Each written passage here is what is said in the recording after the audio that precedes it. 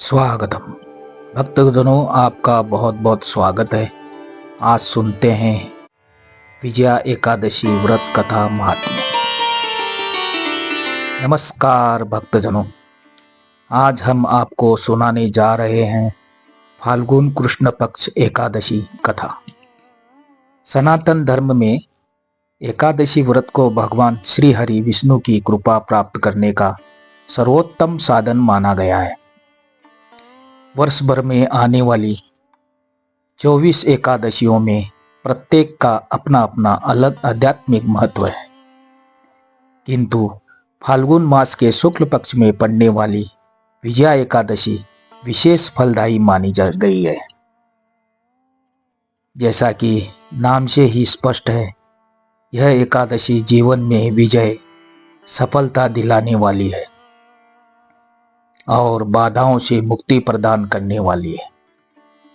धार्मिक मान्यताओं के अनुसार जो भक्त श्रद्धा और नियम पूर्वक विजया एकादशी का व्रत करता है, उसे जीवन के समस्त संघर्षों से मुक्ति मिलती है और भगवान विष्णु की विशेष कृपा प्राप्त होती है। धर्मराज युधिष्ठिर बोले, हे जनार्दन, फाल्गुन मास के कृष्ण पक्ष की एकादशी का क्या नाम है तथा उसकी विधि क्या है? कृपा करके आप मुझे बताइए। श्री भगवान बोले, हे राजन, फाल्गुन मास के कृष्ण पक्ष की एकादशी का नाम विजया एकादशी है। इसके व्रत के प्रभाव से मनुष्य को विजय प्राप्त होती है। यह सब व्रतों से उत्तम व्रत है।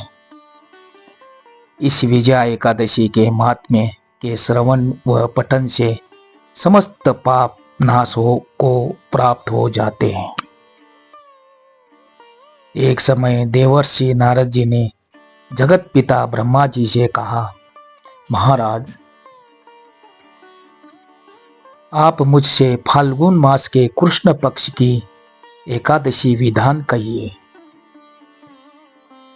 ब्रह्मा जी कहने लगे कि हे नारद, विजया एकादशी का व्रत पुराने तथा नए पापों को नाश करने वाला है।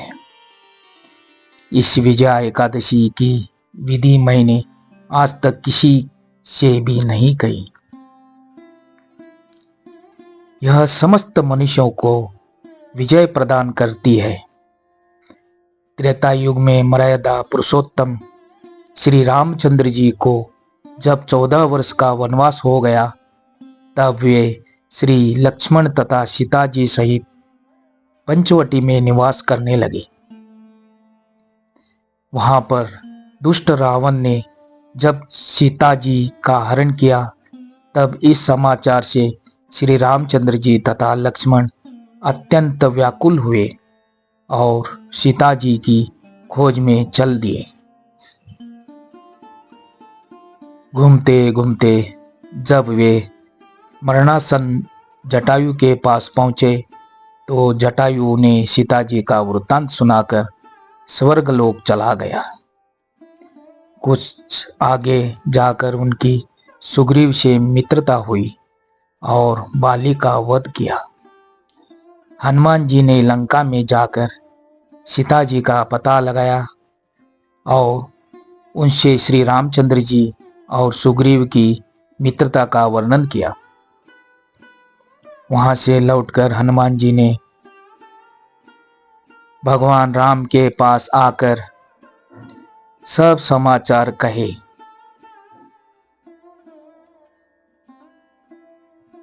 श्री रामचंद्र जी ने वानर सेना सहित सुग्रीव की सम्मति से लंका को प्रस्थान किया। जब श्री रामचंद्र जी समुद्र के किनारे पहुंचे, तब उन्होंने मगरमच्छ आदि से युक्त उस अगाध समुद्र को देखकर लक्ष्मण जी से कहा कि इस समुद्र को हम किस प्रकार से पार करेंगे। श्री लक्ष्मण जी ने कहा, हे पुराण पुरुषोत्तम, आप आदि पुरुष हैं, सब कुछ जानते हैं।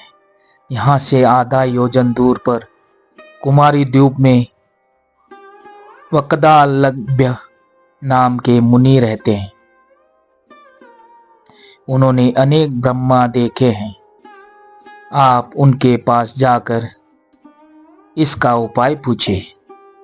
लक्ष्मण जी के इस प्रकार के वचन सुनकर श्री रामचंद्र जी वकद अलभ्य ऋषि के पास गए और उनको प्रणाम करके बैठ गए। मुनि ने भी उनको मनुष्य रूप धारण किए हुए पुराण पुरुषोत्तम समझकर उनसे पूछा कि हे राम, आपका आना कैसे हुआ। रामचंद्र जी कहने लगे कि हे ऋषि, मैं अपनी सेना सहित यहाँ आया हूँ और राक्षसों को जीतने के लिए लंका जा रहा हूँ। आप कृपा करके समुद्र पार करने का कोई उपाय बतलाइए। मैं इसी कारण आपके पास आया हूँ।